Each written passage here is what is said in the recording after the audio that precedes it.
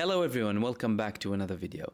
I want to talk to you about two things in this video. The first one is the attack on Rafah and Israeli officials, Israelis who were in the military, saying that we are already in an attack on Rafah.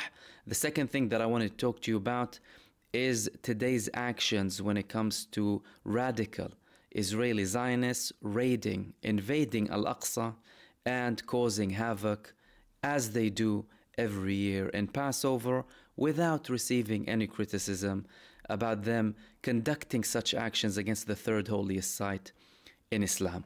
I'm going to start off with Rafah. So we've had these talks about Rafah and Israel's imminent attack on Rafah for several months now. Benjamin Netanyahu said that we have a date and the attack is going to happen. Members of the war cabinet also said we will be invading Rafah as well. Obviously, they had to change plans during the last 4 months. However, they're saying this attack is imminent. We had a recent statement from an Israeli person who was in the military previously and who was the military secretary of the previous defense minister in Israel. His name is Eitan Dangot.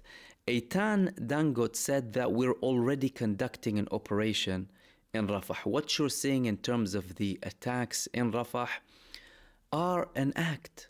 We already started this campaign, but his explanation was this attack on Rafah won't be something very big. The campaign against Hamas is going to take a very long time, and we also need to take care of the civilian population.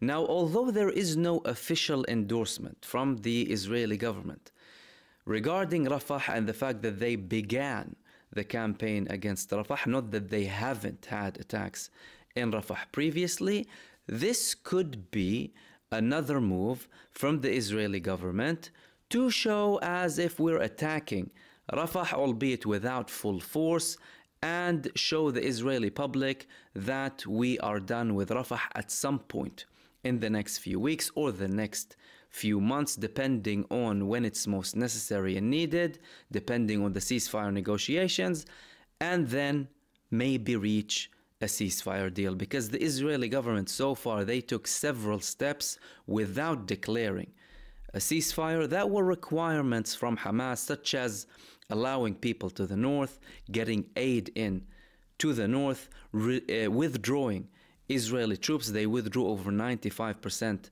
of their fighting force in Gaza, and also releasing Palestinian prisoners. This is number one. That's the first thing that I want to talk to you about.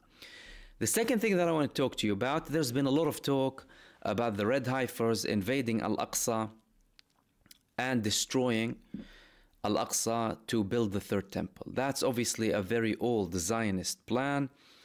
And today, and in the past few days, we're having more and more signs that the people behind this ideology and behind these demands to destroy Al-Aqsa, they are people who have power and they're people who actually take action.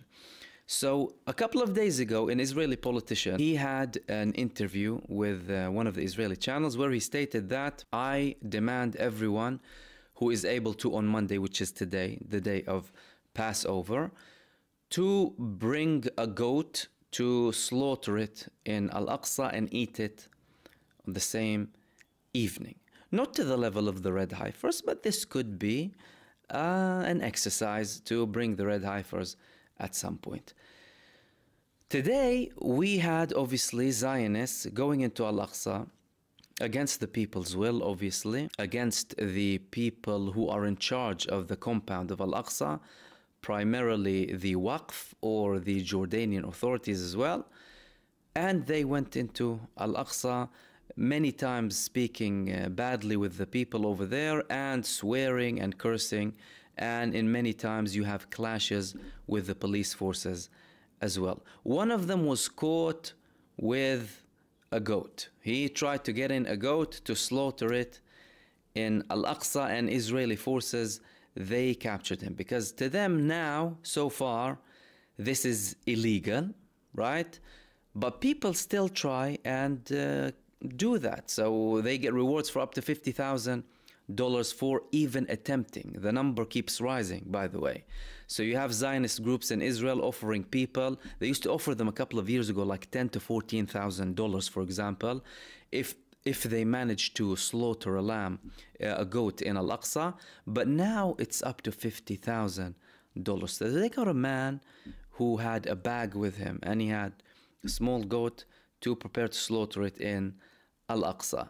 Yet you don't have a lot of repercussions with regards to these people. So nothing really happens to them. They usually get warned. They might get banned from going to Al-Aqsa for a very limited period of time. But the people who actually push them and send them and reward them, they're not punished. They're still very active.